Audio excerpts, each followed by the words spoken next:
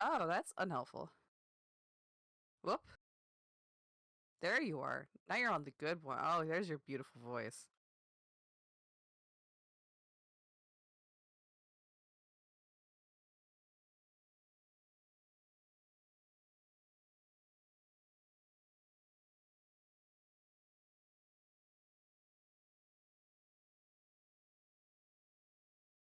I I can hear you over there, and you're currently clearer and louder than I am when I was doing a little lesson.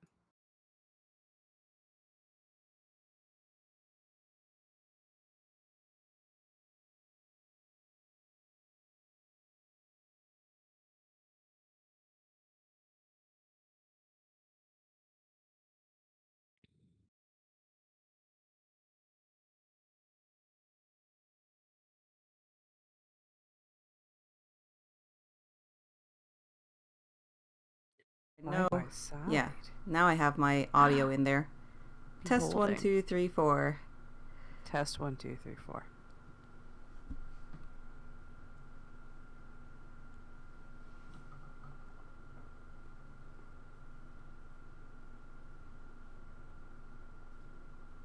Hello. Oh, hello, Lise.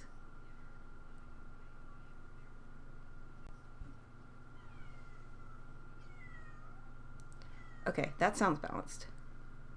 Oh, good. Okay, this can go That is away the goal. now. All right, guys, we're going to go back to the waiting room. I'm going to mute desktop audio. I'm definitely going to remember to put it back on this time. And I'm going to get the chat set up, and we will go from there. Be right back.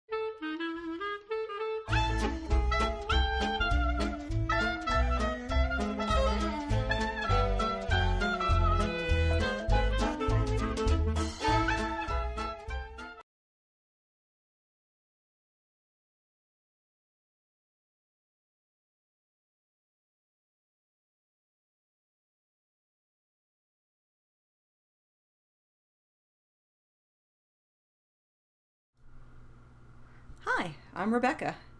And I'm Lindsay. And we are Ningyo Bingo, where you keep collecting dolls. But please keep a budget while you're doing it. That's but the never end. seem to win the game. I got it mixed up. Wow. I go on Shizu-san's stream for 2 seconds where I don't have to do an intro or an extra, and I completely forget how it works. Oh, jeez. All right, I'm going to put in our chat so we can integrate it. Come on. Why? Maybe my computer is sad. Oh, no. Yeah. Sorry, Lisa. It's like hard with all the... Lisa was saying this is a good time for me to stream was super early because it's 9 p.m. Yeah, well, there's... You know, when you're around halfway around the world, time just feels different. I am happy to hear that this is good for you. It's lovely to see you. I've successfully integrated chat into the stream. Huzzah. Oh, go us. Yeah, it's like it's a little thing, but it's a thing. There's a bottom little corner there that we could use for something sometime, somewhere, but I don't know what or where. If we ever got sponsored. Hey. Yeah. Hey. Folks, by the way, this totally would be within your budget, right? Give us $5. I don't think we need much. No, I would like just like the server fees for ningyobingo.com to be paid every year. That would be cool if I just didn't have to put, because that's the only thing, that and going to conventions that I do for this are like the only two things I really spend money on. That other than the obvious part of the hobby requires a money. Well, yeah, but you don't have to actively engage in purchasing things in the hobby in order to create a podcast. It's just an unfortunate side effect of feeding through. Which one's the side effect? The hobby or the podcast? Lisa loves... One of these requires money to engage in.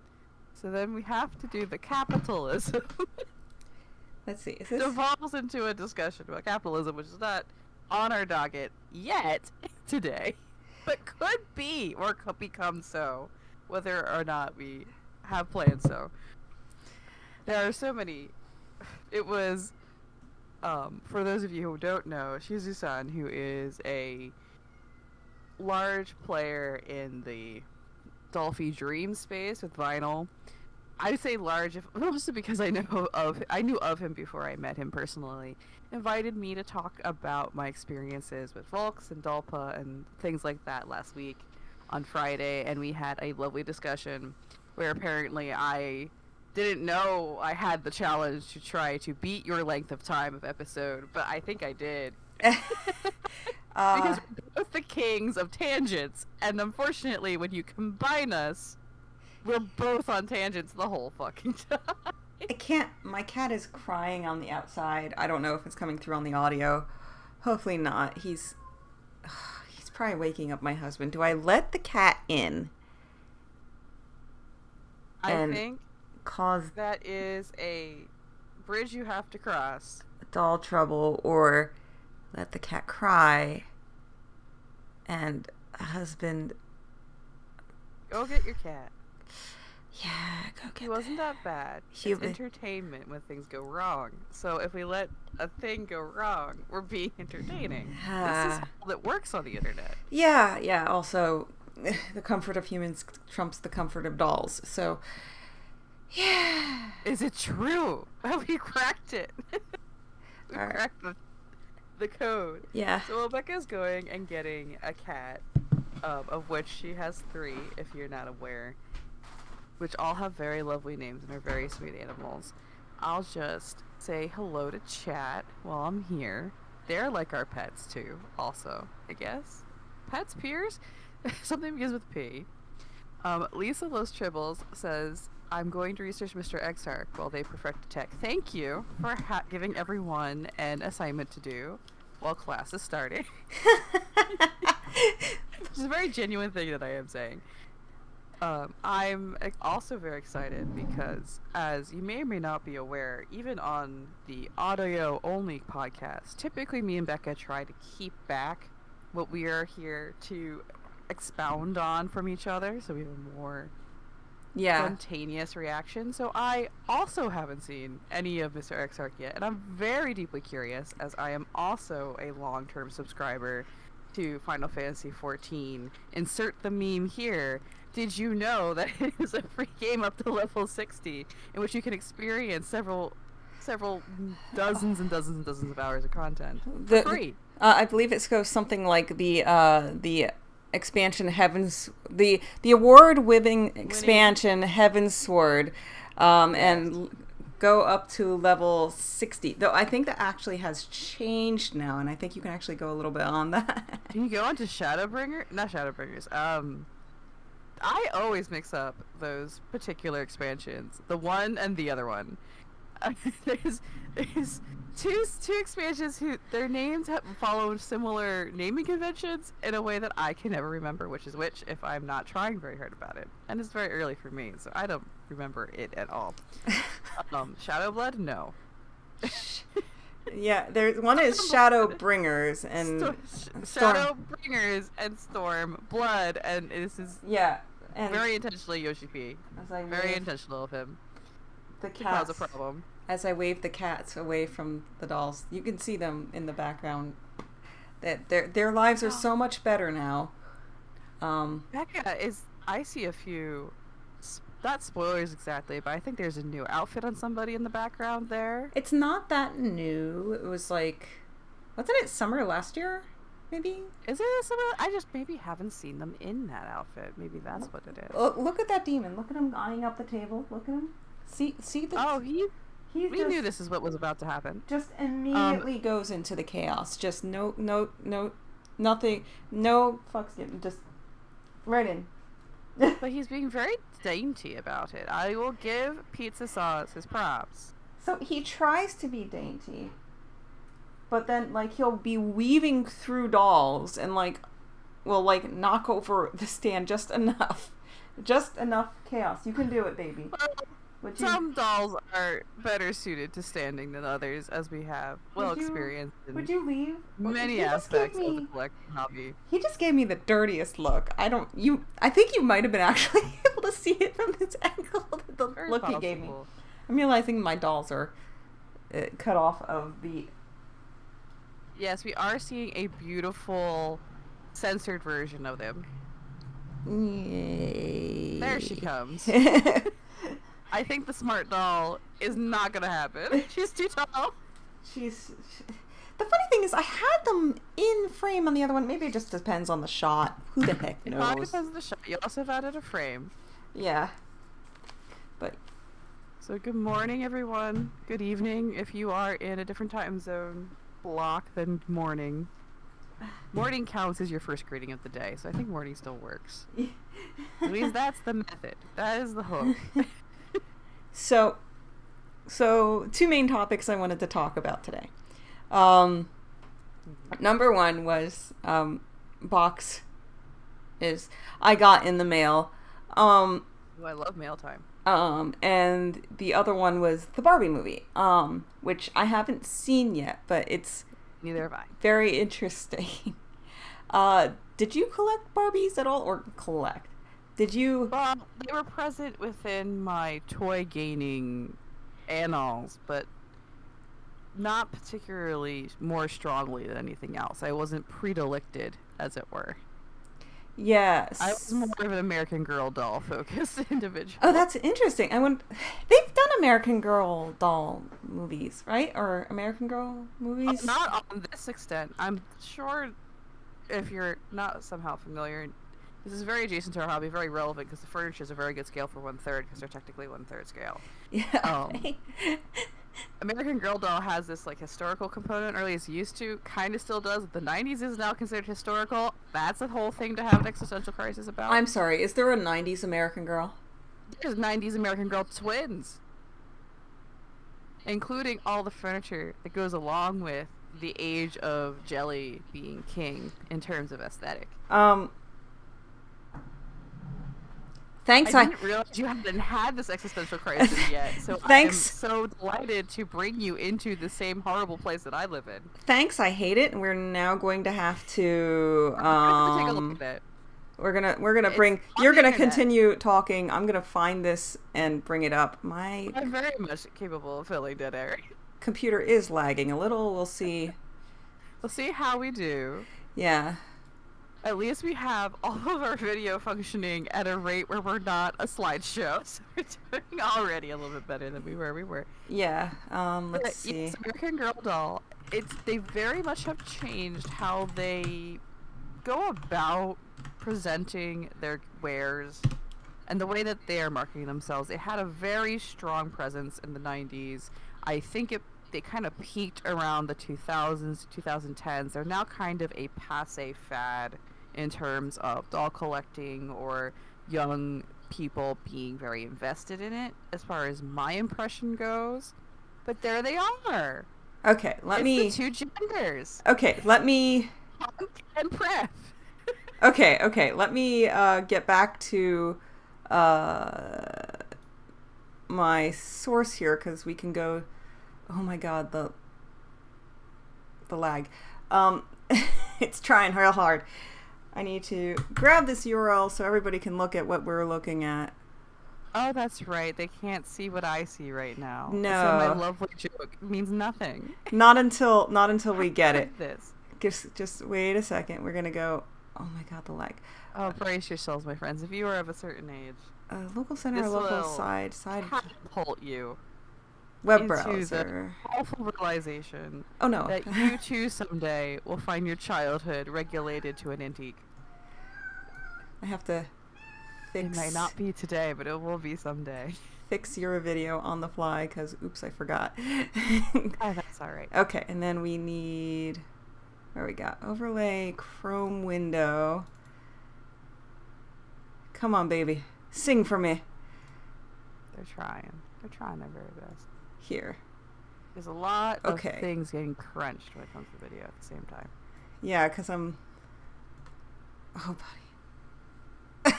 As I get the loading icon on. The loading circle.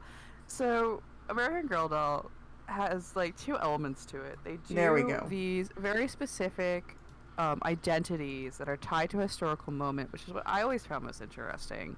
Because they would do like historically based clothing offerings, including like the full deal, including like stays for the person who is from like the 1700s, that kind of thing. And their clothing and their like historicism of their clothing was actually very good for what was happening at the time and what was otherwise available.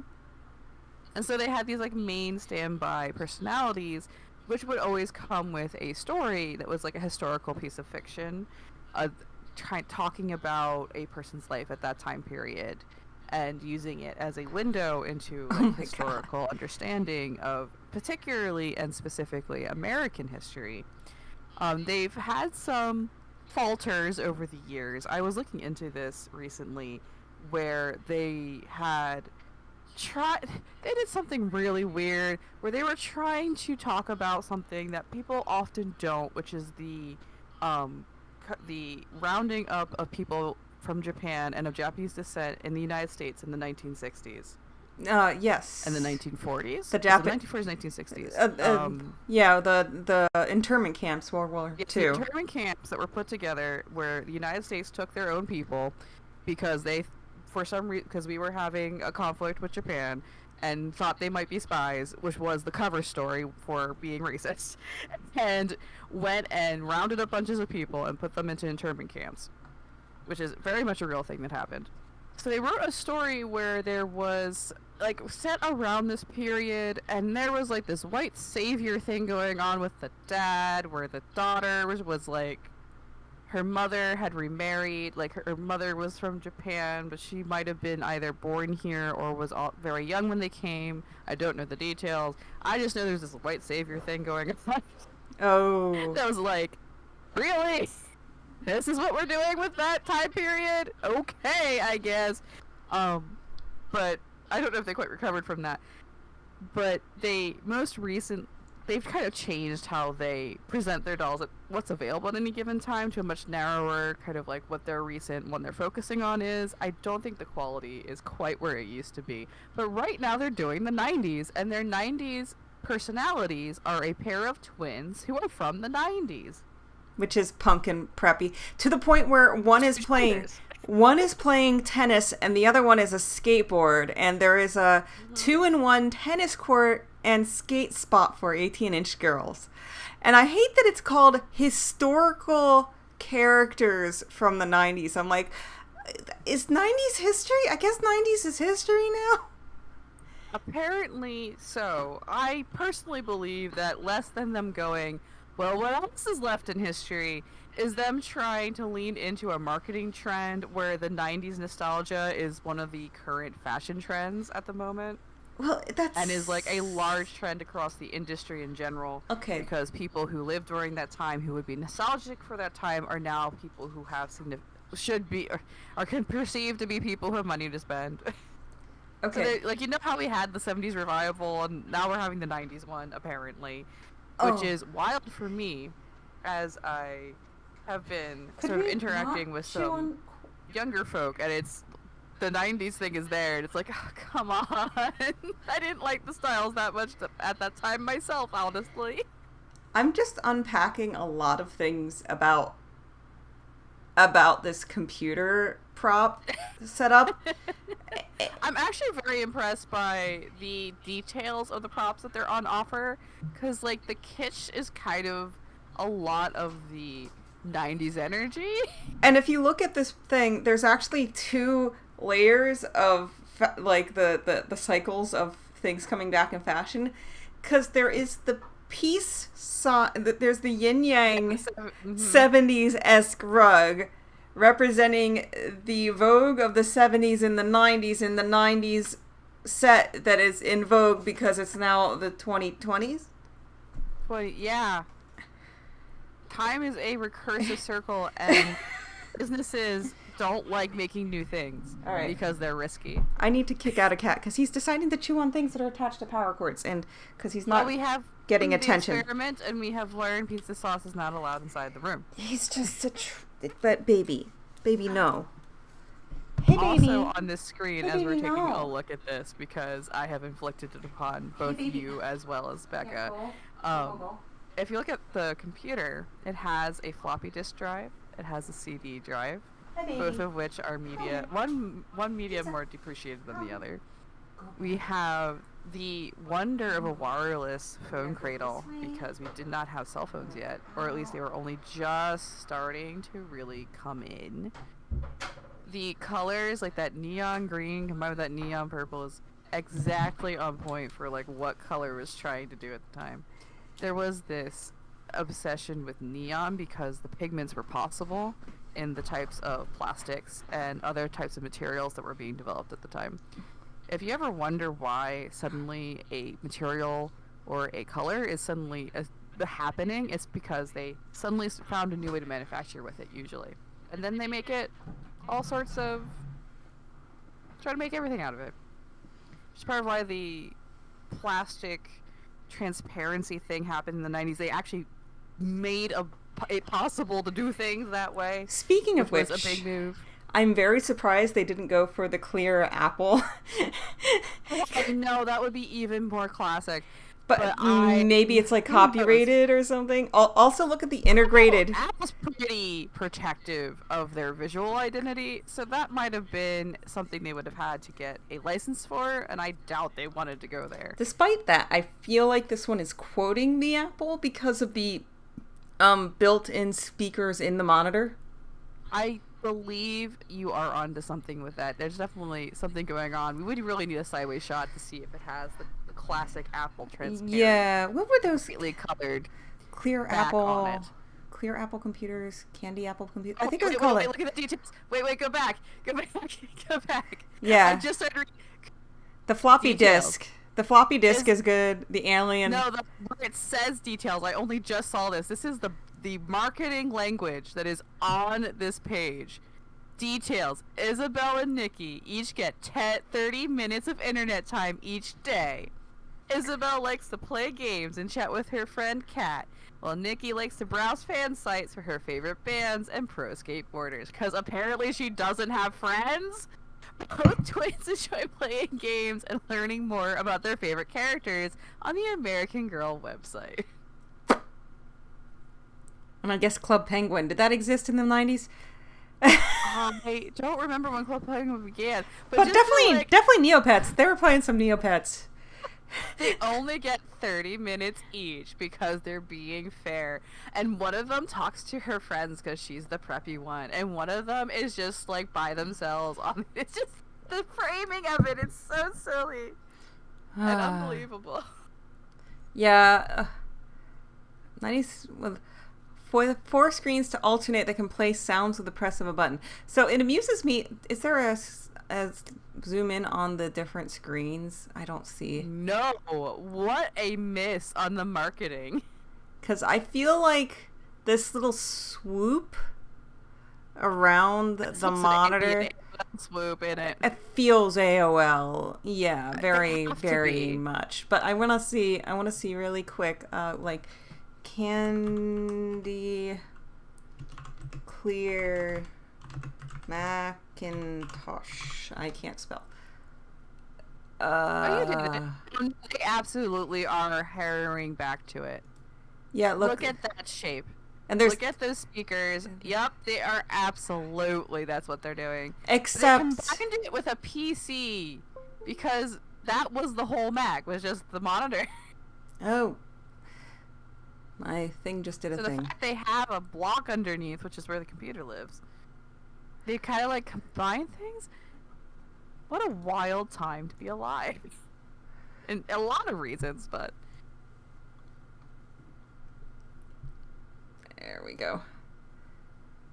Oh, the lag. What in the world? My computer had a moment. And it's not a moment. We're trying to do something over here. Yeah, the screen disconnected. I think we're still streaming, so I can double check that. It appears that we are. Okay, let me get my mouse back to this. I think we're still doing pretty good. Screen. So this is the time to feel like you're about to turn to dust and blow away. A la SpongeBob. Yeah. Wow, I didn't intend on covering American Girl, but okay. This is where we are now. Is this a spoof on Super Slumber? Okay, it looked like the color scheme for like Mario Party or something. I thought it was like a video game on there. No, just 30 minutes of internet every day. Oh shit, I remember this Book It program from Pizza Hut. Do you remember this? This one's probably actually licensed out. Yeah. If you read books and you logged them, and then you got a pizza party. Then you got a free personal pizza. Yeah.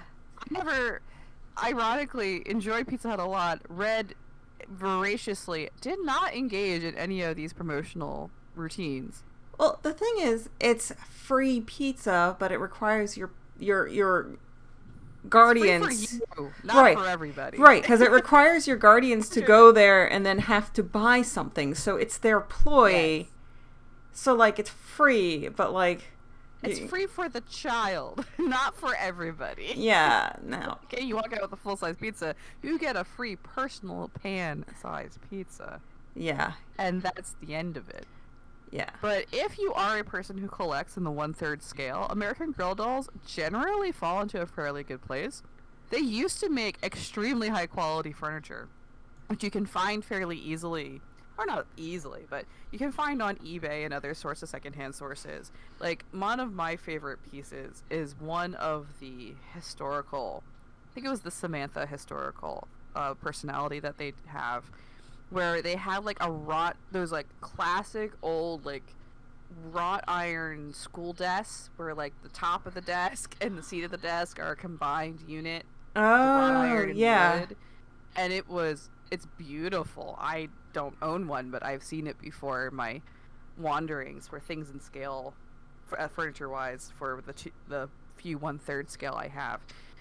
And like they just did these like really super historical things very nicely. I think I may own the dress set that came with stays, which was really cool.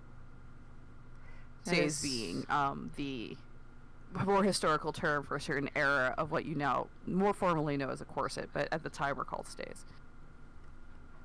Why is there an American... We're just on a whole journey now. Yeah, why is there an American Girl Hogwarts Express train? Why? Well, we know why. I'm not happy about it, but we know why. Money's the reason why. All right. Money's the reason. Money is why. Volks did Hogwarts. Yeah. I was very disappointed. I'm not surprised. I was just disappointed that and it was even worse, really well done, which is also very maddening to a certain extent. They have enough money to splash around, to do things well. The wig was beautiful. I wasn't very happy about it. Yeah, so I'm realizing. Here I am futzing with everything still. That's where the top of your screen is. Okay, I'm fine with it. Anyway, so we were going to talk about the Barbie movie. I'm currently seeing, from the screen you're sharing with me, I'm only still seeing the iMac. In case that is something useful for you to be aware of. But that being aside, I could stop it and start again. Let's see. Sometimes we discuss, and I'm like, we make certain stances that we have very clear, and I'm like, should we be more circumspect? And then I answer my own question, no. I don't want you here if you're one of those people who'd be offended by what we're talking about. We are not actually for everybody, shockingly. We are here for folks who are open-minded, who want to learn something new, who are interested in investigating their presumptions, even if it's just through the lens of a very interesting hobby like the one that we're engaged in, where we're working with representations of people. Maybe this will work better like this. I'm just going to share the OBS. See if it goes better. Okay. There we are. Thank you very much. See if that's... This way, the stream delay is not my delay, so then Becca also has to wait for me. Yeah, because I did want to watch together. I wanted to watch and talk a little bit about the... Are we going to do the trailer? I do want to watch the Barbie trailer together and, like, really dig through it. We haven't seen it yet. There's people that have seen it and already commenting on it yet. But I wanted to comment on... for weeks at this point. Yeah, I think... I want to look at the trailer and kind of, like... do a little guesswork and point out little fan things and like comment on it, and then like, and I can already feel there's some weirdly good and bad about this movie, but most things I have been hearing have been very positive reactions from people who have fairly good opinions. Well, that's good. So I think it's setting itself up to be surprising. Cool. That's good. It's good when, like, a very conservative Christian news article says, "Did you know there's secretly gays in it?" So, I take that as a sign of it being potentially having quite some merit. I haven't watched it, however, so it'll be interesting to approach the what we're about to see from that angle. If you're not aware, I don't know how you couldn't be aware.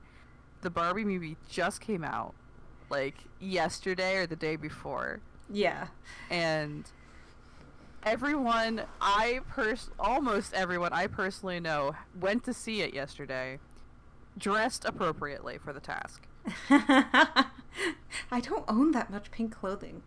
I have, like, one... I don't think any of those folks did either before going to the premiere. They, like, bought it on the way. Oh, no, there were coordinated outfits that were going on. Everyone has so far looked stunning. My tops so far is, for those who don't know this book series, there's a book series called The Locked Tomb.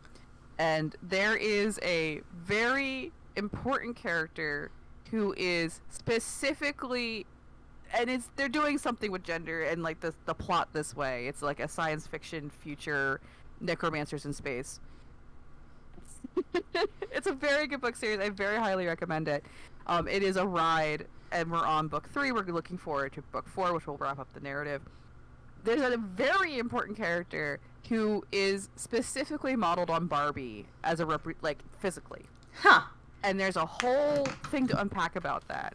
And my favorite thing is someone who is cosplaying that character, but like as Barbie. So there's this like double layer of meta happening at the time, which is very delightful. That has been my favorite outfit I have seen some friends of mine pull off. Is they're technically cosplaying from a book, but it looks like they're cosplaying from something else. Oh man. All right. Are you ready? Are we going? How are we going to format this? Are we watching it through, or are we just watching and talking, or are we pausing? Are we? How do we want to handle I think this? we can definitely pause if we need to pause, and especially because it might be interesting to point out some things. Like let's be real. Like 15 seconds in here, right? Yeah, look at this. Like I'm not hearing any music from it personally, but the stream might be. Yeah. So. Just like how classic is this high-heeled foot? Yeah, like silhouette? I brought all the dolls, all the Barbies that I currently have in existence right here, and like there it is. Like this is an older one. Here is the old feet, and even like this is. It became less pronounced over time, like. Well, they became much more able to create a different sort of silhouette too, and allow her to stand. Yeah, but it also reflects the changing aesthetics preferences, because she's a very old design. Yeah, she's from a very long time ago. 1920s, is it? 1910s? I forget, but yeah, late here 1800s. Here again. The original doll that Barbie is modeled after, at the very least. It's like her feet were designed for heels and heels only, and this doll's a fairy, like designed to be a fairy, and like she has little slippers, but she has to wear them. And like these dolls, her feet are a specific way, and they've never moved away from it, except for the motion bodies that they were doing. There's a few. Well, I guess kind of also a motion body. There's a few little exceptions here and there, but yeah. Okay. But that's why this isn't an amazing thing, how ubiquitous that fact is, that the only thing they need to do is put pink, and a very specific shade of Mattel pink. Yeah. And high heels, which I would not be surprised if they're modeled after the first high heels she ever wore. Like, these shoes might be a deep cut reference. Yeah, I don't get it because it's not my era of Barbie. And then the heel foot silhouette that tells us what we're dealing with. Yeah. But then something changes. Yeah, so 4 seconds in, we are like, we got a Barbie. Like, we know. Anyone that knows. However, and then this happens. Hey, Barbie. Can I come to your house today? Because she doesn't use stairs. She doesn't need stairs. She's lifted down. Because I think later ones got an elevator and stuff, but like not all the stairs take up too much room to create. Yeah, why would you put stairs in something unless you're really invested in the realism of the architecture, which some people very much are. The miniature hobby for dollhouses is incredibly incredible. There's one account I just like view on YouTube that like I follow. So this looks like they're in a nurse scene, oddly enough, because I see like little heart EKG things, like the cutest friggin' IV bag in the world. Right, I hadn't noticed that in first blush through. Yeah, and I wonder if it's actually based on a set or something. There's a whole like Barbie You Can Be series right now. Look at the oversized earrings, the bright blue lipstick, the actress trying not to laugh. That's what that expression looks like. You have Ryan Golding sitting there being in his Ken persona. How can you hold it together? That man knows exactly what he was asked to do, and he's here to do it. And he is so here to it. It's funny that like he in Barbie's world, which seems to be like what's talked about a little bit later in other trailers and stuff, he is, like, in pink as well. Like, he's not even allowed to wear Ken Blue at this point. Well, there was an interesting thing someone was saying, and it'll become, I think, more obvious later in the trailer when we see him in some other outfits where the colors are set up. Someone was making this very distinct point, and I was very interested in it, and I don't know who it was. There was someone who was writing an article that very purposefully, Ryan Gosling can look very good when he's dressed the right way. Everyone has colors that suit them. And there was a lot of people when we first were seeing the trailers saying, why does he look so bad? Why does this man look so bad in all the trailers? Why is it not, like, what happened to Ryan Gosling?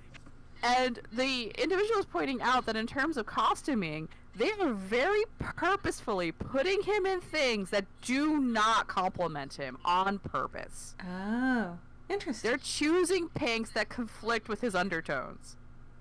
Huh. They're specifically giving him the type of blonde that would look awful on his skin tone because Ken isn't supposed to fit.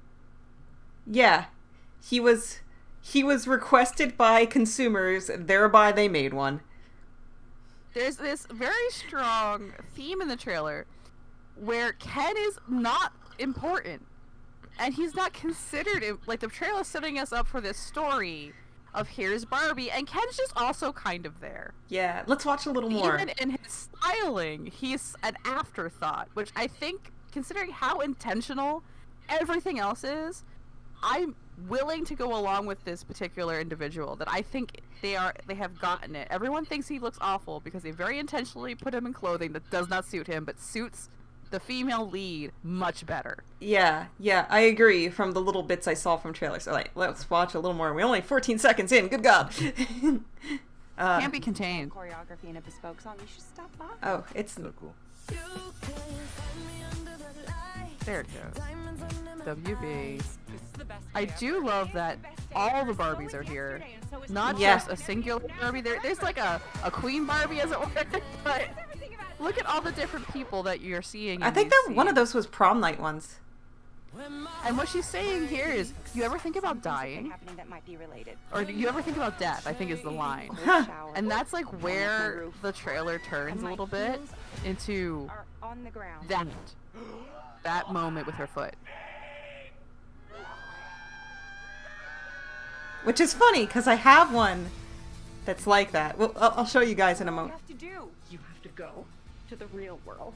They are Go back to your regular life, 100% taking this ideal of the enforced foot Okay, do it again. and using it as a metaphor that something has changed about how she relates to things. And Ken's here for no reason. I'm coming with you. Okay. And there's like a version, I haven't seen this trailer before. There's a version of the trailer like he's like, can I sit in the front seat? And she's like, no. Cause I haven't seen that one. This is the one I've seen. so like there's this like implication that Ken's not allowed to sit in the front because he's not important in this world. And also Barbie can do anything. Barbie can be a doctor and everything. There's a scene in a different trailer where Ken's like going into a real world like hospital and he's like, Yes. can I perform a surgery? And they're like, no. And he's like, is it because I'm a man? And they're like, wait, what? No. Which is funny because He's at it from a different way than he comes off sounding. because it's from a different angle. Because usually it's, why can't I do this? Is it because I'm a woman? So it's like, it sounds so absurd coming from a man, but that's the joke. That's the joke because it's the painful. Very with gender in a way that I'm very curious about. Yeah. But we're seeing these cuts and like the classic like 70s, 80s shapes of a lot of these things that are going on, the matching sets, Yeah. the way that she is clearly in the lead. Which is such a fallacy. It's this wonderful fallacy that we're trying to create for our children through Barbie as marketing, so that Barbie can be anything, so you can be too, but like there is still There are restrictions around the form of her doing it. yeah, and but in contrast in real life there is still still restrictions. So it's interesting to play this in this fantasy world where suddenly Barbie can actually be anything, an astronaut, a scientist, a STEM sort of all this stuff. And meanwhile, in the opposite corner of reality, it's like, yeah, but I'm still doing the same job, but not getting the same amount as that guy. So yeah, I can do it, but I'm not going to get the money. So like, I'm liking that. All right, I guess we could talk on that forever. So we're 1 minute and 27 seconds. Yeah, we've now seen the trailer has presented the core question it wants us to think the movie is asking. Yeah, this version of the trailer is going for, are you going to confront reality, or are you going to continue living in your this created space? Yeah. What happens when you want to move outside of that space? Mm-hmm. All right, here we go. Oh, tandem bike was cool. This movie must be ridiculous. Yeah, this outfit, I think more than any other, is the one people were really looking at Ryan Gosling like, what's wrong? Like, you look awful. Like, what's going on? They're selling that outfit at Primark. Yep. For both the girls and the guys, and I think I need it. If this got out, this could mean extremely weird things for our world. This would be catastrophic. And then Barbie gets arrested with Ken, and Ken doesn't actually understand that things are happening in a certain way. I'm wondering if part of the dialogue is how can Barbie be relevant to the supposed core audience of children if she's not sort of representing things they care about? Yeah. Ideas live forever. Wow, Barbie crying. No, I won't let you do just one. Very existential. Here's this movie that one. makes you have a feeling. Can I talk to a doctor? You are. And there's the part with him talking about, A sharp thing. but there is something where he's talking to her about not believing she's a doctor either, If you're still in doubt. or not making that presumption either. Yeah. So there's some there's definitely gender things going on. There's Well, also she's not Barbie. all sorts of things visual. Yeah. Okay. So how do I? Okay. Now I need to leave the full screen so it doesn't autoplay something on me, please. Please. Please. The last thing we need. is Haha, autoplay I've survived. getting us. Okay, so let's see. Alt tab.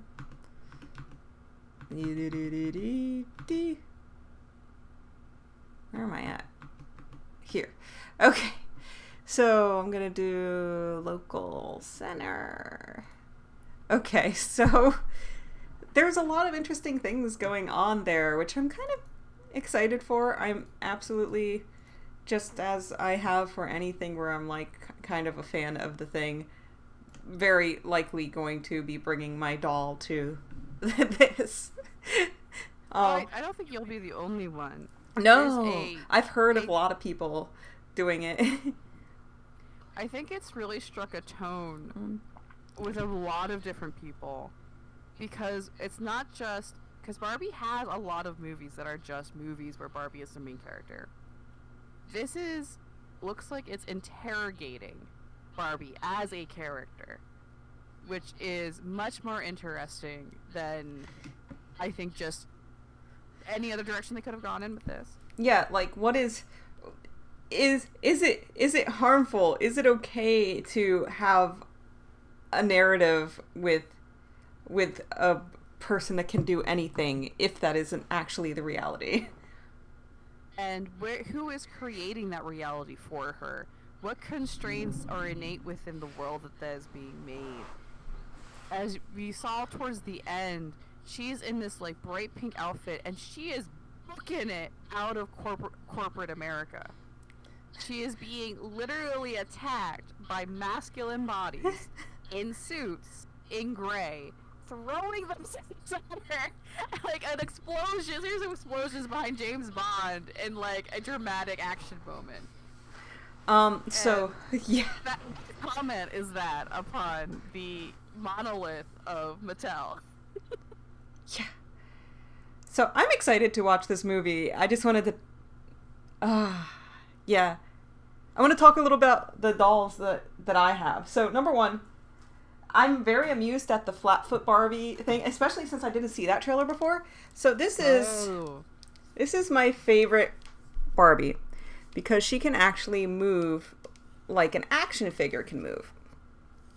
So, so there's current, my gosh, Make It Move. I'm forgetting the name of the current, I wouldn't be particularly well versed on that myself. So there's current dolls that are jointed. The new ones have feet that are actually compatible with the Barbie shoes. And they also have... Made to Move, is it? Made to Move, yes. And they have actual, sometimes single, most of the time double joints. This one only has a single joint on the knee. One of which, because this is ABS plastic, over time, even contemporarily, it ended up having a little bit of the plastic chip off the knee. And they now have wrist joints and stuff, to the point where people are now buying those dolls and putting like actors' heads and repaint heads on them and selling them for like a lot more. Right now, I'm like, because I'm kind of getting hyped for the movie, and I'm like, no, you know what? There's one Made to Move doll that's like a yoga doll that's almost like a reboot of her, is confined with the hair tied up. And I'm like, you know, I didn't get it during the Amazon Prime days, and it was like a little discounted. Let me look now. Everything's like either at the average sale or at the like full price for Barbies right now. They're like, this movie is hype. Everybody's gonna pay full price for at least a month. So I guess I either gotta chalk up $16 or $17 or hope that they are still in stock and not taken by all the people that are buying them and reselling them with redone faces. Well, the resale market is always a woolly path to go through, especially because Barbie is so highly collectible. That's a highly collectible. It's interesting. The Barbie hobby is wild in the very many ways that it goes.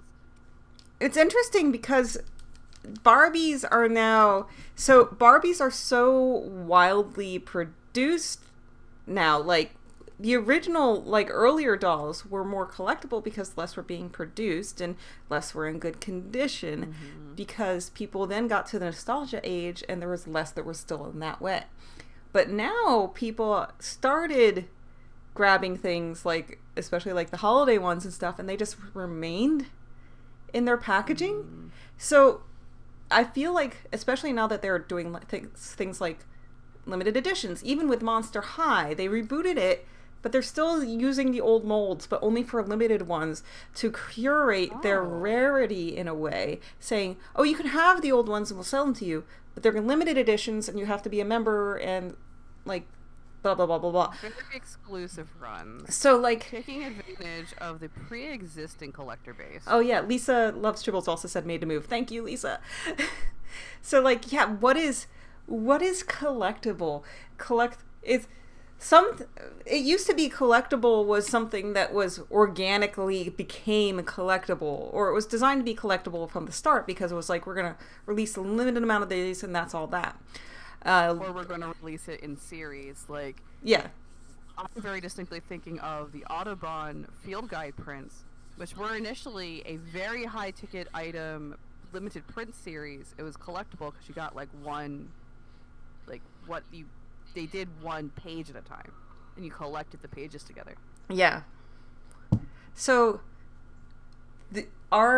is a Barbie that's designed within the last 10 to 15 years, is it still going to be collectible, or is it just there is such a... I used to have like a book, it was like this big, about collecting Barbies, and I think I ended up actually with 2 because they split it between, there was like a decade split, and most of the they were and how to identify and what the price was. And the first book was like up to like the 70s or 80s, and then the next one was all 80s and 90s.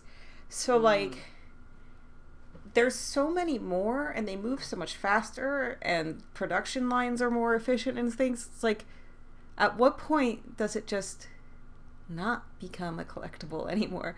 At what point it's just so common that the only thing keeping it collectible is not actually its rarity, but people's desire to re-experience nostalgia.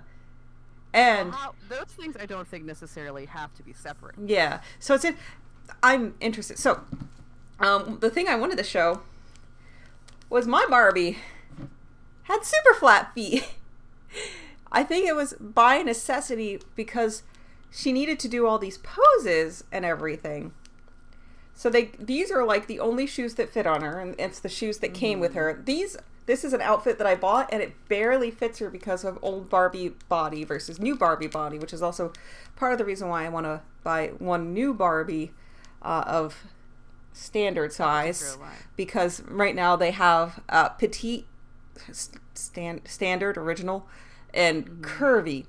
But that is also part of why Mattel is so resistant to design changes in her, because you're already experiencing the friction that comes from having different design styles between the body expectations. So let me do, let's see, come on computer, web browser, and I can show you the original, come on computer, there we go. I can show you the original doll in the original packaging. So it's interesting because she has these blue painted eyelashes and eyeliner, which seems to be of its time, because I have one doll that's like a little prior, like a midge or something. I don't see. Do I see a year on this girl? Do I feel a year on this girl? Yeah. Is there a way they mark them? 1966. So Barbie dolls are sometimes on the back here and also sometimes on the base of the neck. Huh. So this one says 1966. So 60s like also have that blue eyelash thing. But at some point, this one I got was one of the later ones I got in my childhood, which I was really hype about because it had straight up like angel wings. Oh, that's very cool. And it has like a little ring on the back, so you can actually like sit here and make her flap. And she was one of the first ones I had that was at the time the new body size. Right.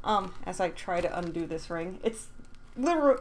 It's pretty big. Well, it's for a small hand to not drop her. It's actually, it's not too bad. It would actually fit my thumb if I tried. So her hair was delightfully long. I can't recall if she came with shoes or not, but her feet are a little less flat-footed.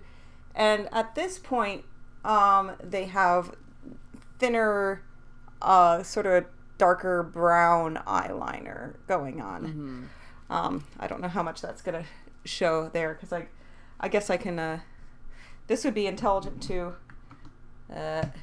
use local center. There we go. Local center, so I can actually see what I'm doing. So she has the boop boop darker color. Both of us need to have two cams. One is the close-up cam, and one is the other one. Yeah. Or I just take pictures ahead of time. That would be also functional. It's fine. But so there is this classic. Is it a classic '80s makeup thing where it's like that soft baby blue? Is combined with other like that was a very distinct makeup style at a certain point. Maybe this is from that, but the 66 is just when that mold was made. It could have been used up until the 70s or 80s. So what I'm thinking of might be more of an earlier 30s 40s. I don't quite remember my makeup history well enough. So you can see here on the doll's box, you can see her poses. She came with little socks, and armbands and weights and a gym bag, and she's very cool. In between the legs, she is strung with an elastic between the two legs. Oh, is that how they're pulling it off? Yeah. So if I pull something else off here, because I believe the traditional Barbie body, what's actually happening underneath is there are joints in there that have been consumed by the flexible rubber. Yeah, to kind of show. Because Barbie knees click, and that's why they click. There's an actual joint in there. There's no like delicate way to show this joint, so we're just gonna go for it. Local center. If YouTube is mad, YouTube will be mad. Yeah, so there's a rubber Just go like this. There's a rubber band right there. She looked like she crab legging, but she can actually do a full-on split in that direction and in that direction, which is quite That's an interesting choice, cool. considering how rubber bands degrade. She's not dead yet. I'm very impressed that it was of the quality that it hasn't died yet. Yeah, there's metal pins here. This pin peg, I'm scared. I'm not gonna do it. This little piece of the arm actually comes out, and things like that. The plastic, the earrings is this kind of standard Barbie earring, and the shiny has worn off the plastic. If I bring a doll with me to the movie, this is the one I'll bring. This is a contemporary outfit that just barely fit on her, and I saw it and I fell in love with it because it was just so obnoxious. But unfortunately, I fell in love with it not because of this one, but because of this Guy Fieri dress that was also in the fashion pack. My gosh. It is basically Guy Fieri, the Barbie doll dress. And Barbie can be anyone and anything, even Guy Fieri. I didn't consider this. Oh no. The world is open to her in every possible way. She has the same hair color. Or rather, he has the same hair color as she does. Barbie did come first. She is pre-Guy Fieri. She He's clearly imitating her. Oh my gosh. So yeah, I kind of want to get one of the Made to Move girls, and I want to be able to buy the fashion packs are fun. I wanted to show, did I bring it in? I meant to bring it in. Did it fall? Is it somewhere? Entirely possible. You did have pizza sauce in there earlier. Oh yeah, no, I remember I put it over here. So, one of the things I found when I was shopping temporarily is this fashion pack. Most notable in this fashion pack is this clear plastic COVID mask. Oh, is there really? And I couldn't resist purchasing this pack. I don't know if I'll ever open it. I might. It's got like a lot of things with like 70s vibes. So it's got like this tie-dye like bag, this rainbow bag. 70s theme that's been going on. It says love here flowers, has something that actually looks like a film camera. These solid blue shoes, but they kind of look like Native American inspired with all like the kind of tassel-y things. You know, you see like cut and suede on the edges for ornamentation, which is very 70s feeling. But yeah, I could not resist getting it with the COVID. There was a few other packs with the COVID mask. I went for the clear one because it was just so extra over the top, like, we're making a toy and we're just gonna use the plastic we have out of this mold, but it's a COVID mask. Gotta have everybody be safe, including the dollies. Well, as someone who has worked with children, that is, like, that's a thing. That's a whole thing. That there is a significant generation that came into, like, grew up with that being the expectation that they're wearing it. Yeah. So it's actually kind of helpful. See, your doll's wearing it. You can wear it. It's fine. But she doesn't have to breathe. But she looks so cool in it, right? It's clear and purple. You can have the cool purple mask too, right? And, well, in many ways, because at least in the USA, the culture of wearing a mask when you're sick is not a very strong one. This is not as traumatizing as it is for other cultures, where that is just considered basic courtesy, that if you are sick, you are wearing a mask so you don't get other people sick. What a wild idea. So Not coughing on other human beings. I showed off for a second. The Guy Fieri dress, also the same pack came with the Guy Fieri sunglasses with fire Oh my gosh, did it really? and flame style sunglasses. I'm not even pretending a little bit. I am so glad you own this, and that I now know about it because you do. And it really matches, and I can't wait to get that all together. Somewhere I have her original outfit, probably back in Jersey somewhere.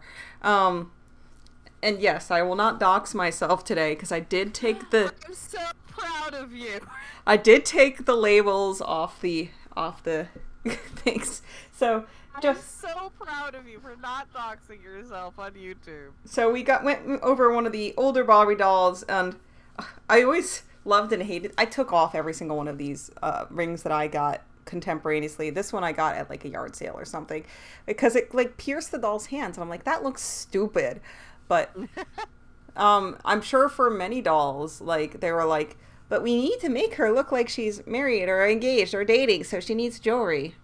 Well, it is a aspect of aesthetic to be wearing jewelry and things like that. So, And working within the confines of their material, the mass production, especially earlier in her production, the fact that they established a firm language of aesthetics that is difficult for them to move outside without being concerned about loss of revenue because of the collector energy at the other end. so And also, have we not been trying for years to figure out how to do the same things that are in a somewhat reversible way with vinyl, Dolphy Dreams for a very long time, especially resin? yeah. And honestly, for a Playline girl, you have to do that. For a doll that's like a collectible, you can just glue it on. You could. I've seen people do, like, the solution being, like, there's this urge towards realism that sometimes goes to realism that is irreversible. Yeah. Yeah. And, for example, my dolphin, I have a Lena inverse Dolphy Dream. Part of her outfit is these large golden ball earrings that's, like, part of her display. She's not wearing them because to put them into the vinyl, I have to pierce the vinyl. And who wants And to it's do that? expected that that's how that's going to go. And I am not brave enough for this. I think I was shocked to learn that your forger came with pierced ears. Yeah, she's pre-pierced. I think that might be the first Dolphy Dream that has that feature. That's pre-pierced where it's not optional. Because Lena is optional. I don't have to do it. It's not there already. Right. No, like, I think it just came like that.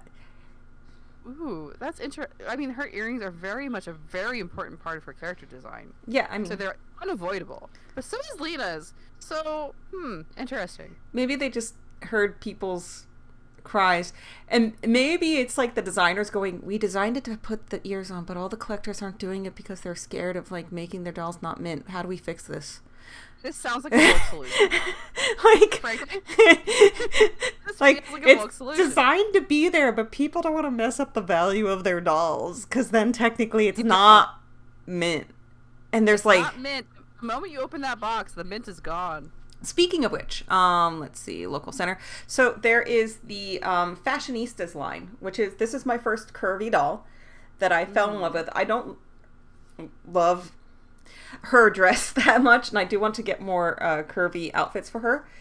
Her feet are flat-ish, still have a bit of that Barbie curve.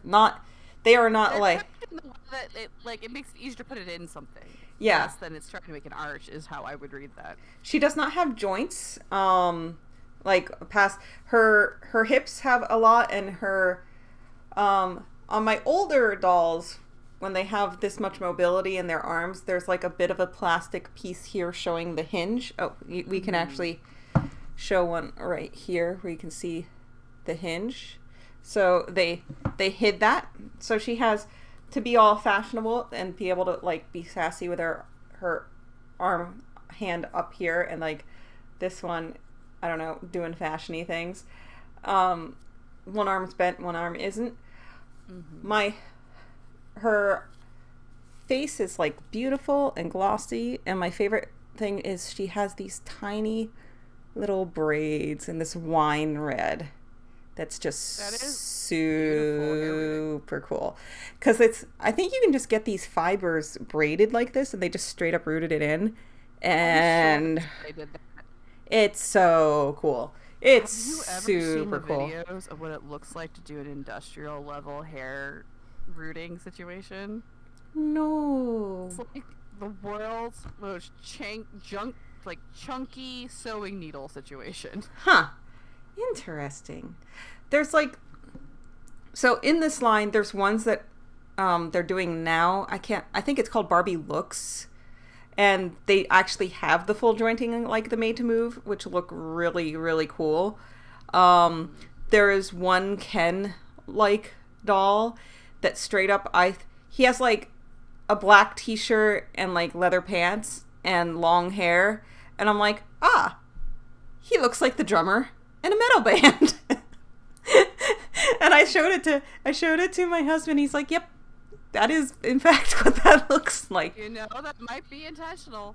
So one of the interesting things about the Fashionistas line is they come in zip, unzip little plastic cases, which I forgot to bring one in, but you can easily see online. So technically, other than clipping the little things out that might hold her in place, the packaging always stays almost near mint, at least if you keep it.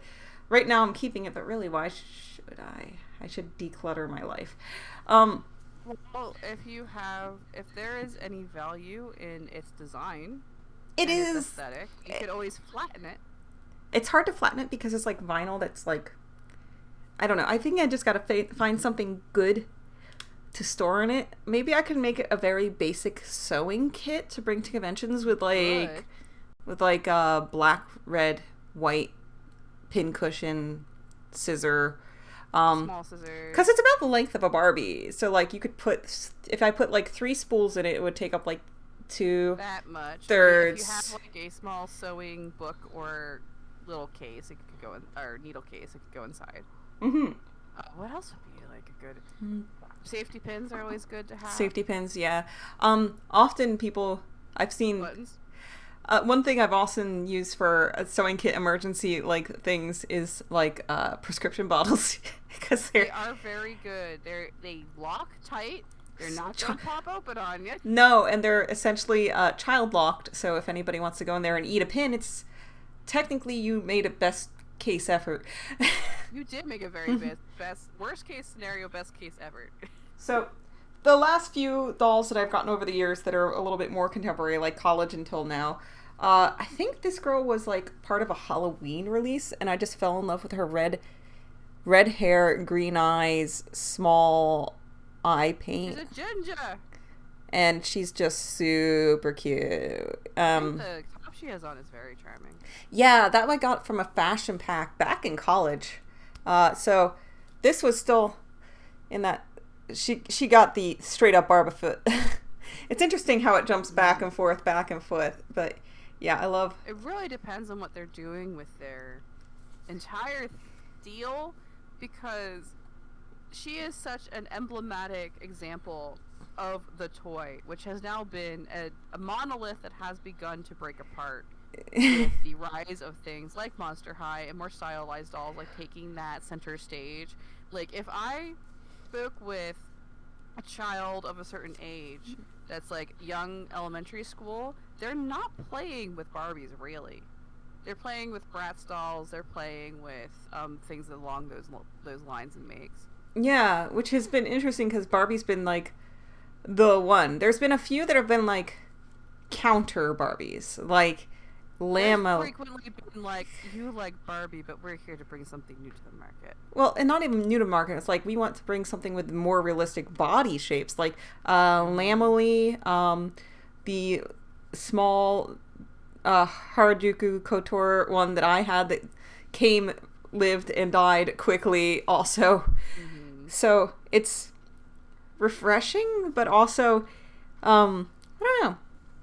There's a beauty. Well, Mattel has always struggled with the dichotomy that they are very distinctly a corporate company here to make money based off of the image of women and the commodity of the image of women. And the message that they have claimed to have of trying to put forward positivity in the image of being female, and yet at the same time, by putting themselves in that position, they're acting as a gatekeeper of what that aesthetic means. Because even when Barbie is a doctor, she is still a very specific type of aesthetic and type of beauty standard. Yeah. But she is being that person. So there is this like innate conflict in what Barbie's marketing is doing. Where on one side we're marketing we're marketing the female, And to do so, we're appealing to a certain type of female. Like, we're marketing a specific type of female form and body. But we're also in this space of claiming that we're dealing with children, and we want to and we have a lot of pushback about being positive for children and positive experiences. So there's this tension that innately exists around her, kind of vibrating, which I think the movie's kind of digging into. Yeah, which is so fun. This one is a fairy one, and I'm sure, Lindsay, you know exactly why I got this doll. Oh yes, it's purple. It's purple. Purple's always the best color. This is also the bane of playline dolls that I've seen. Even like contemporary Disney dolls in the store, unless you get in like from the Disney shop, like this is like a shortcut. Like they just paint it on. It used to be the only thing was ever painted on or sculpted on that was like underwear. It was underwear, and to the point where certain ones of a certain era, maybe even this one. Nope, not that one. Maybe this isn't the original doll for this, but certain ones of a certain era would even straight up have like the Barbie print, like the textured print. Here's one. They've taken different directions with what's going on. This one doesn't have the Barbie print, but it has like a textured sort of print, which might be hard to get on camera. But which also reflects politics of body image. It's like Are you allowed to have a doll for a young person who expresses any kind of direct sexuality or direct sexual? Like, how do you handle this? Or maybe people are going over the top, and the visibility of a labia is not inherently sexual. There's a lot like in that, right? Like, look, I'm sure if you look at certain history of the development and when it was developed about certain characteristics and how they addressed them, you would see a direct line to major social issues at the time. Oh, she's cute. So once again, why'd I get this doll? Because it's the spooky purple one. It's purple. Yeah, she was purple. She was witch. She came with a cauldron and like little spell canisters. This is my favorite one so far. Unsurprising no one. It's Yeah. surprising to no one that this is my favorite so far. Several of these have had like metallics, which is really fun. This one says 2005 Mattel on the head, but once again, the head sculpt year is not necessarily the year that the doll was released. It was just the year that they minted the head form. Mm-hmm. So when the mold was made, as it were. Yeah. So just briefly, we can finish the Barbie topic, and then we can I would love to unbox something.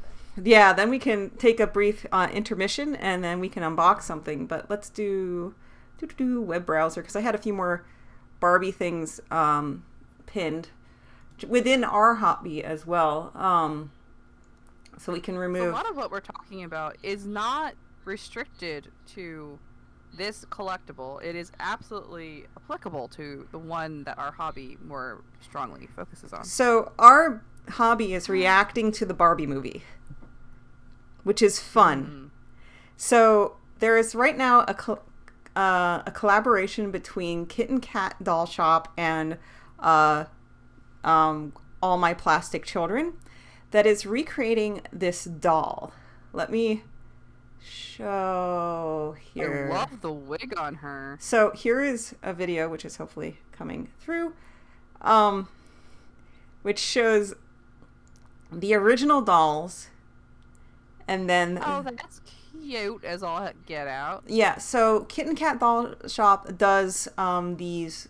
They're known for no hole. Speaking of not modifying your dolls, no hole earrings. Yes. You could probably contact them to maybe help create a solution for your doll's earrings, so they could actually. I know what the solution is. I just don't want to do it. Well, magnets.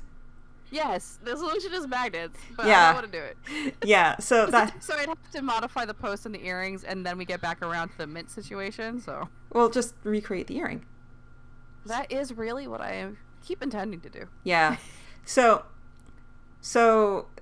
this is very cool, and I was like looking at it and I'm like, I know what doll it is, and I sat there and I thought about it and I'm like, I remember.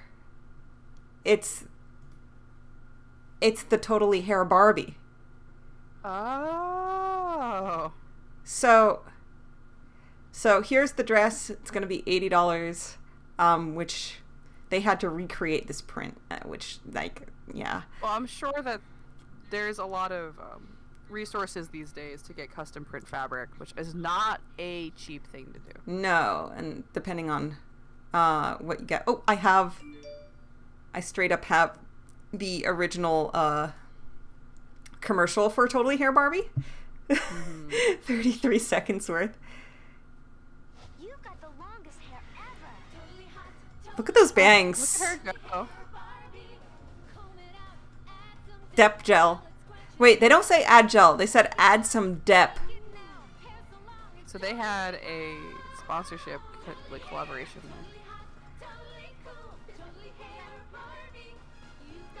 Well, speaking of 1992. the 90s and 90s styling, Hair down to her toes and comes with depth styling gel. Dolls each sold separately. which we were discussing briefly earlier. Yeah, let me close this before it decides to do anything else. Then when I was looking through things, I'm like, Totally Hair Barbie. They have a Totally Hair Barbie human-sized costume. Why is it this specific one? So, Totally Hair Barbie, everything you need to know about Mattel's best-selling Barbie doll in history. Oh, is she really? According to this article from July 20th, 2023. That was only a few days ago. The article you're looking at. Yeah. So... Oh, she's in the news. According to the company, Totally Hair Barbie, released in 1992, sold more than $10 million worldwide.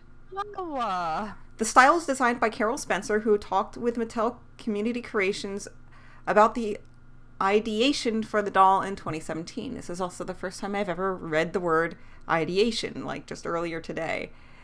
I think it's interesting, these posts they used to pose her.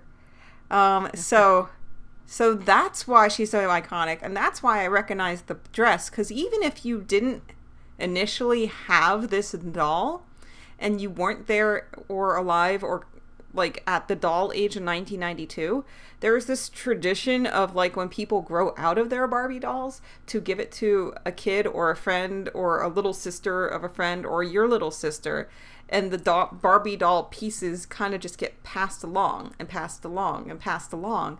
So even if you didn't have this doll and this dress new out of the box, there's a good chance that since it was, $10 million worldwide that were sold, odds are you were at least past the dress, even if the doll was beyond repair.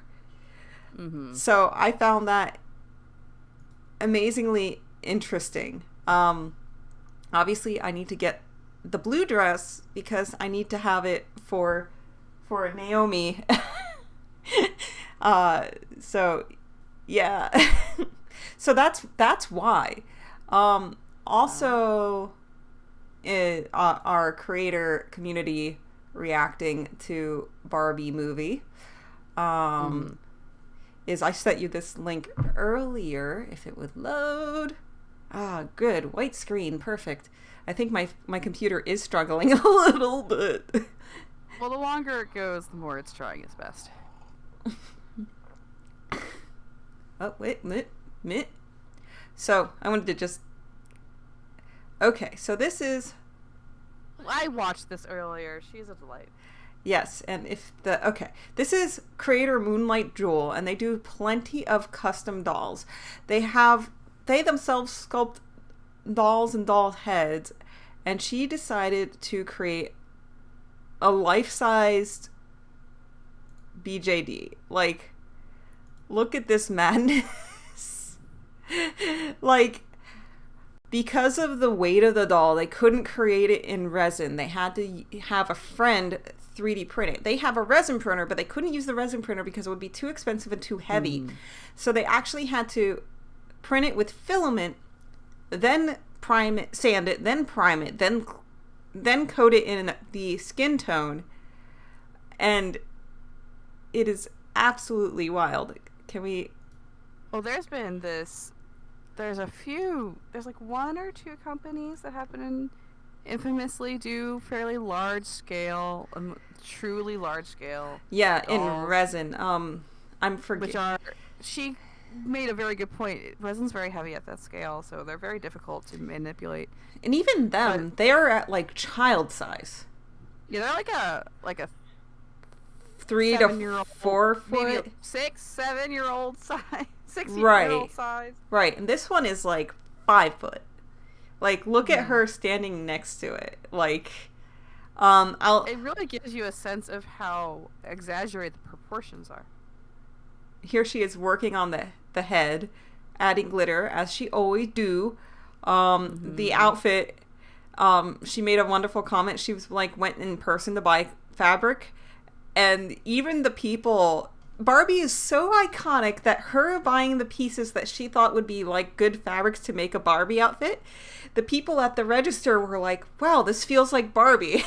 and her comment was like, if they only knew. I assume she didn't go into her whole situation that she was trying to accomplish. No, I mean, that's a long story to do every time you try to check out somewhere. Even did bedazzled, fabulous things. I'll save the reveal. You should, everybody that's watching this video should take 30 minutes and 21 seconds out of their day to play this Moonlight Jewel video. If you love Barbie, if you love custom dolls, if you like that this absolute madwoman decided, since they're making full-size dolls, it disconnected again. This is the first one she's made in this scale, and I don't know if she'll ever do it quite in the scale again because that's a lot to deal with. But she makes some really beautiful custom work. She started out in the Monster High doll repainting sort of space in terms of creation, and has completely divorced herself into working on a 3D printed body that she developed herself so she could better pursue the aesthetics that she was interested in. And some of her more widely spread pieces has been her taking on various VTuber stylings. If you ever seen a VTuber, you know that stuff is complicated. As I try to fix this again. That's sort of where her space is recently. So this fits right in with her general aesthetics, as well as, more specifically, the more current topic of Barbie being a little bit more forward than she's been for a long time, I think. She's not culturally centered the way that she used to be. So, this was, thank you for talking Barbie with me. Like Barbie is a big, complicated topic that we could never even cover we did an hour and 30 minutes on Barbie. Yes. and that is barely scratching the surface of Barbie. Exactly. But speaking of surfaces we used to scratch, you have a box. We should see this box. Yes. Let's take a brief intermission so that we can do bio breaks. And yes. We shall be right back. Alrighty. When we get back, there will be a box or boxes so excited to open. Box. New purchases. Oops, not oops. We'll be back shortly. See you in a bit.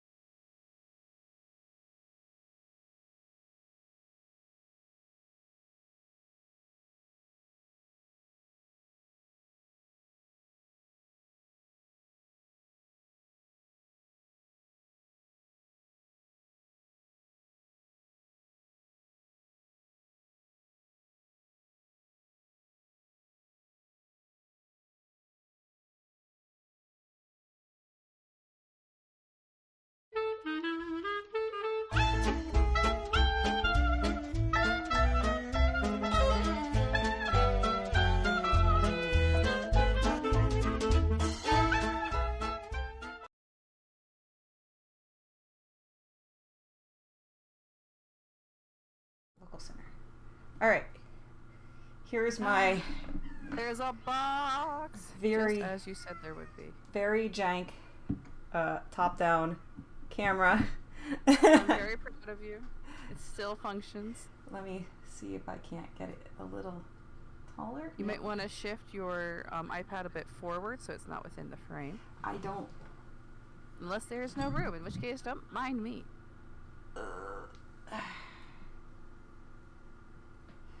Squeeze. Cool. Maybe further down so we can focus more on things.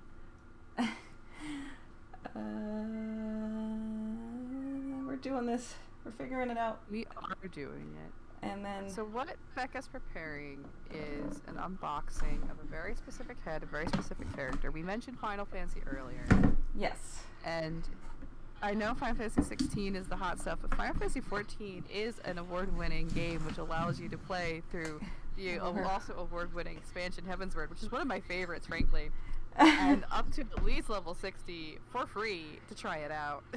I don't know what to do about Was this it 14? screen. See, it's level 40 or level 60. I can't remember which way it goes. I'm just gonna do Not this. very good at the meme. Now you can't see the screen. Perfect. This is fine. No one's had a better solution ever. It's also my ring light is attached to the same thing, so I'm like using it for multiple things. So yeah. So desktop audio's So- on, my audio's on. We're all good. So starting Tell us to why you move. have this, Becca. So when Y'shtola was coming out, I sat there very, like going, should I sell 2B? I have too many dolls. Should I get Y'shtola? She looks really good. They announced it Y'shtola being during... a character also from Final Fantasy 14. She was released as a Dolphy Dream. I believe Danny... No, that's not his name. I just associate him with it. Shizu-san has her. Yeah, and, there was, I think they announced her during, the digital fan fest because the fan fest, happened basically mid-COVID. And I was like, because I had just gotten 2B that year, and she looked even better. And I think they took everything they learned from 2B about making the masks and everything for a more realistic face, and they did it on Y'shtola better, especially after seeing her in Y'shtola looks great. person. I had the chance to see her in person as well as did you, and she's gorgeous. So, in the end, I came to the conclusion that I don't collect Y'shtola because she's not even my favorite character. In fact, the favorite character that I have in Final Fantasy XIV is my own character, the Warrior of Light. Until that is, the entire expansion that had a certain Crystal Exarch in it. I will love him. I'll be referring to them only by Exarch and Crystal Exarch, even though people might know their other things. Them. Yes. So here we go. We have ears, including with magnets to attach them. I love these. He's a cat man. Also known as a Mithra in this version, right? Mikote, isn't it? Mikote, yeah. Mithra was 11. Yes, you are correct. Yeah. I like these bags that have the hollow on the bottom. So I remember these things. Yeah. Oh, also, this is from Melonpan Market, who creates custom eyes. Look at these custom cat eyes. I He might... infamously and plot relatedly has red eyes. Yes. Plot related. Red eyes. And I might need to commission Melonpan Market to make eyes for my character. They're having issues with respiratory. Resin famously can... Resin has killed many an artist. And it also can famously, even the stuff that is, why does it keep disconnecting this stupid thing? It's sorry. You're good. Except your video went away again. Did I? Yeah, let me fix it again. I think it's because of where I have this thing plugged into for power. Can I please? It gets a little bit finicky. Yeah, it keeps, I think, disconnecting. Resin, actually, this goes back to ceramic, where sort of the grandfather of our hobby is the ceramic doll hobby. And very famously, most ceramic doll artists who were working in the earlier half of the century died very early because the collection of fine dust from working on ceramics gathers in the lungs and is quite bad for you. Okay. After working for a certain amount of time in that kind of environment, if you're not using proper PPE, which they did not understand or were not really concerned about at the time, it builds up in the lungs because there's tiny little particles that your lungs can't get out of it, and then causes problems, as one might imagine.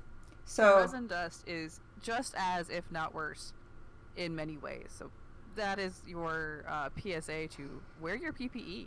And here's the other thing that's very important about resin.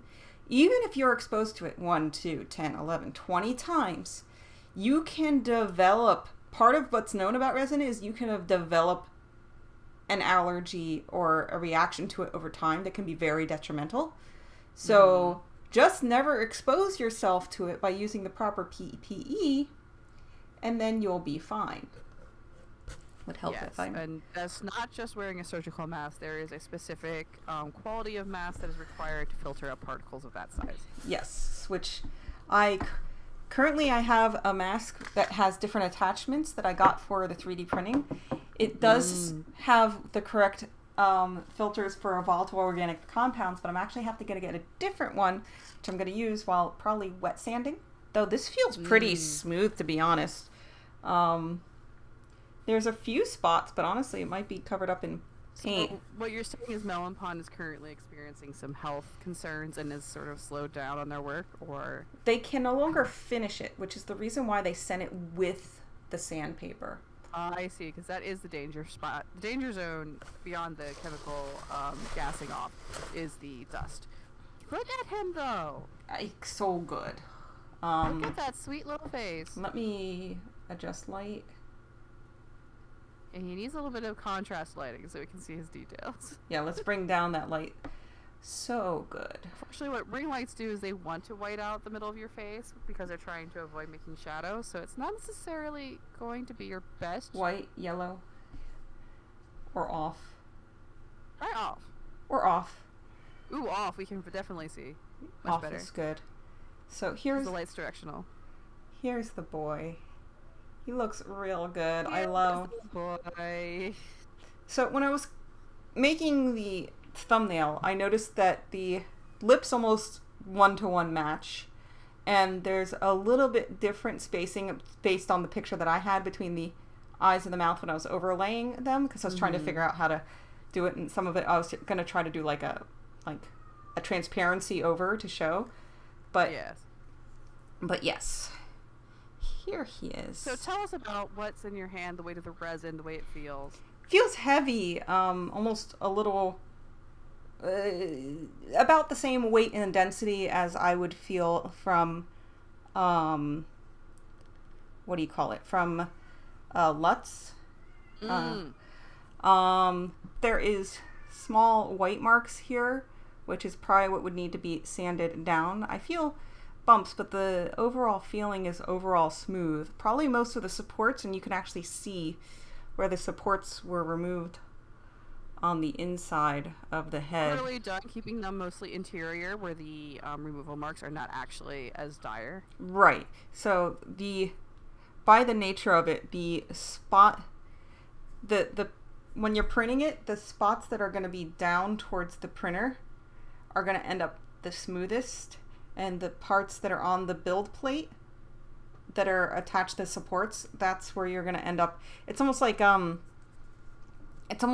to hold up a tent with poles. Between those poles, you're going to get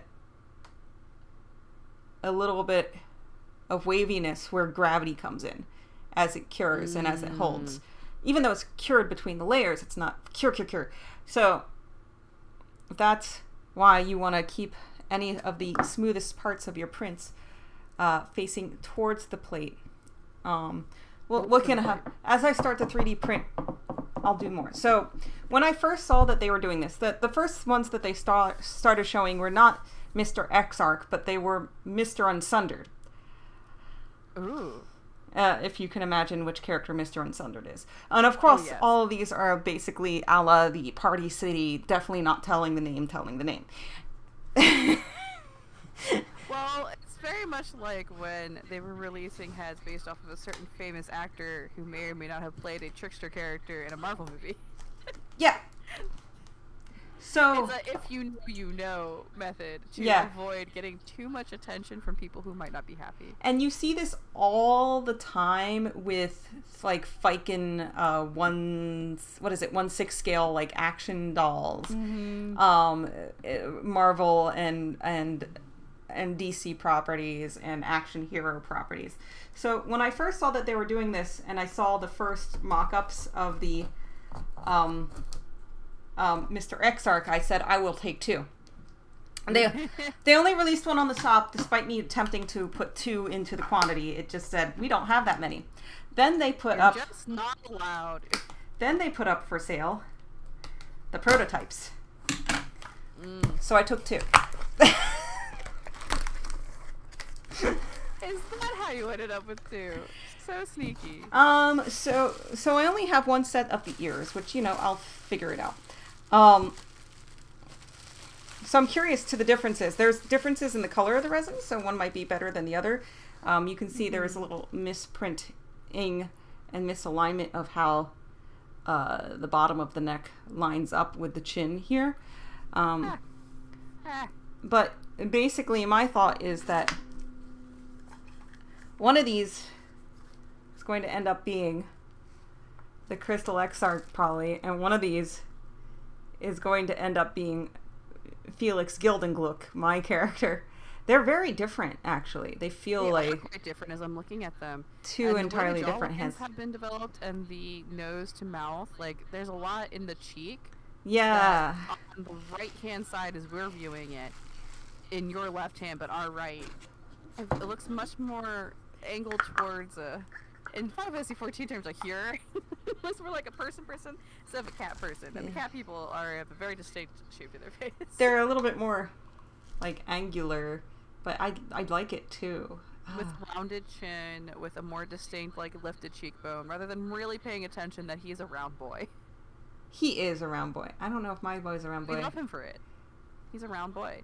So you can see this is an kind of unfinished version, the prototype version, and It's how interesting how there's a different choice in how the neck opening is done to help control the backwards and forwards sliding around shenanigans. yeah, just like the finished version versus the unfinished version. The one head is a little larger. They're very cool, and it's very fun to buy artists offcasts because it's a nice way to get A, practice heads, and B, you can get something that's totally unique in the world that way, like basically a one-off, even though it's considered a scrap. That is where I like to live. I love the weird cast-off things. So The sort of slide to the left. yeah, I definitely, this looks very nice and unobtrusive, this neckline, but obviously this one, Yes. this one's going to require some You work. can see a huge leap between one and the other.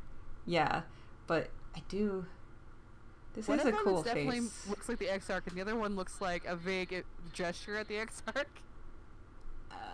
Yeah, I mean, the question is, which one am I going to use for my character, and which one's going to be the Exarch? And or am I even going to paint it as the Exarch, or am I just going to go straight towards Felix? And But what if you just have both? also true, but having them together, I'm like, does it actually look like my character? Will it look like a character? I guess paint goes a long way, and this one's in. Paint transforms things. Yeah, so it's gonna. Lisa said, I read recently that anime faces are based on cat faces because cats are cute. I will say, Go far. I will go as far as saying the early stages of animation and using human nature shortcuts makes us use childlike features and ratios to create things that look cuter. All the way down to. I definitely think that they bring in stylization cat features on purpose, in the sense that, like, you'll see, like, what we'll often call the three mouth, but like the cat mouth. Right. They'll have, like, in certain moments when they're being shown as specifically mischievous, they'll have, like, the cat eye. I've seen this transformation where they're using it as a shorthand for, like, a mischievous character and being in mischievous mode. I think in that sense that is potentially true. but from, as Becca was saying, from the origin point, I don't know if that was necessarily what they're thinking of, or that there's more of there's some features in common that we think is cute, and cats often have them. Or they have big eyes and a smaller mouth, which is also how babies are basically put together. So other than excited for a Barbie movie and everything, my shipment from Anime Sugoi finally came, and I got my heel feet. Behold, they have arrived. You know what, speaking of updates on things, you know how I had this issue, and very kindly, some folks were telling me how to fix this, with the Antu that I had picked up, the centaur, and her tail just would not attach. Yeah. Yeah. Guess what? Oh. I manhandled it in. Oh, just I with... didn't use a trick, I just brute forced it enough times. I've had it sitting on my desk. I kept trying, and eventually my trying succeeded. Nice. Yay for brute forcing. So brute forced it. So this, the heel feet scenario from Anime Sugoi, which later came in stock in the local area, which was a pain in the butt, but oh well. Oh jeez. Had to go back and forth twice because I originally picked for my free item. I picked, of all the things, I picked a battery pack because it was like over $100. Because like, yeah. Problem is, you're not supposed to ship that via flight, so... Batteries require special rules. Yeah, so oopsie. So that caused a bit of a problem, eh? So then they sent it back on a flight to Germany. And then... Wait. Yeah. Wait, the original... Wait, hold on. Yeah, so you can't send this via airmail. So we're sending it back to you via airmail. What? As long as it's someone else's plane, it's fine, apparently. Yeah, whatever. Just not in U.S. airspace. As long as it's not U.S. airspace, they don't seem to care as much. All right. Wait, hold on. This doesn't seem like how this works. Here's the... Oh, he's so good. If you're wondering why he doesn't have ears, he has ears. They're just somewhere else. The question was if anime characters were Caucasian because I had round eyes. Nope. I will say that, was it Tezuka? Tezuka, yes. Tezuka took notes from the Disney animators, like, how to do book and, like, cartoonists to do book. And a lot of those were, U.S. published things. So by copying the U.S. published things and guidelines, they created their idea of how to create characters, and then Tezuka became kind of the thing to make derivatives of within Japan. So Tezuka is a derivative of things that he took from Disney, and then there's now derivatives of Tezuka, and it all came down piece by piece by piece. Is my interpretation of my interpretation of the history. My understanding is that you are correct. The fallacy not to fall into is there is a monolith of the Imperial Project that is the idea of Caucasian beauty, which is very much a very real thing. But in terms of like an anime character, like, are they white people? If they're being there is something to interrogate there about what aesthetics of beauty are being put forward. But if you asked anyone what kind of person is that, the default answer is that's a Japanese person. Yeah. So here's a wig. That is how they are interpreted. The stylization focuses on eyes and mouth because they are the most expressive, like, emotional giving pieces, which is why Disney also focused on them. So it's more of an aesthetic descent. But there is a very good question inside of your question. Yes. So this... Trying on the purple wig. Felix famously wears purple, because it's funny. Felix wig. Yeah, this is the Felix wig, which... It's not the one he's wearing. I love that you're here. And I just answer things in a very direct way. I love your question. It was a very good question. Thank you for bringing it up. That is a very good question, because it's very... I kind of like this head for Felix. I don't know. I like that head for Felix, because the other one definitely is the Exarch, and Felix isn't. Yeah, like, it definitely, because I feel like the Exarch might have an original head that's very, like, I don't know how to say, chubby. He chubby cheek. He's got cheekies. He's a round, sweet boy. My round boy. So, as we start to run out of time here, and I start to contemplate sanding and clear coating the safest way possible with ventilation and the additional, I do need to get my ventilation and filters for my PAPR in order. I would like to remind you, as I have just shown you an $80 dress, $25 off cast. I think this was the $80 head. A nice little reminder to keep on collecting dolls, but keep a budget. Keep a budget. But you want to keep a budget because sometimes you can get them for just $25. You can, and they're releasing more of those. So They're releasing so many more of those. anyway, thank you all for hanging out with us today. I hope you enjoyed my excitement as I opened this guy pretty live. This is totally a new thing for me, so I think that was an excellent way to appreciate him coming in. If you are interested in more from us and you're watching us either on the VODs or this is the first time you're stopping by, we have a whole podcast archive for you to go find wherever podcasts are sold. We also always love a like and a follow because that's how YouTube works. oh gosh. And I was recently on Shizusan, Shizusan, talking about my experience with the Volkstalpa, and Beck has also spoken to him not so long ago. So go look through his archives for some familiar faces if you would be interested and haven't had enough of us yet. I recognize Lisa. I think she's probably watched most of what we've done by now. Yes. I am making a pronoun assumption. They have probably seen most of what we have by now. And it's always lovely to see folks and seeing repeating names, but it's always also lovely to see new ones. If you're also on the VODs, feel free to leave a comment. We are looking at them. We don't get enough to not look at them. Yeah. When we only get 3, we're probably going to respond to your comment. Trust me.